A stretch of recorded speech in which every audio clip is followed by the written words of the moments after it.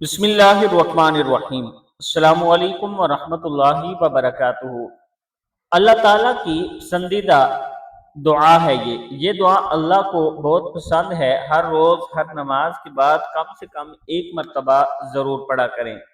دعا ہے اللہم انی ظلمت نفسی ظلما کثیرا ولا یغفر الذنوب الا انت فاغفر لی مغفرۃ من عندک وارحمنی انک انت الغفور الرحیم۔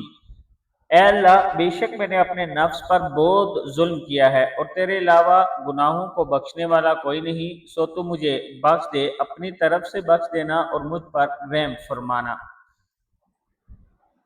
اللہم انی ظلمت نفسی ظلما کثیرا ولا یغفر الذنوب الا انت فاغفر لی مغفرۃ من عندک وارحمنی انک انت الغفور الرحیم۔ صدق اللہ العظیم۔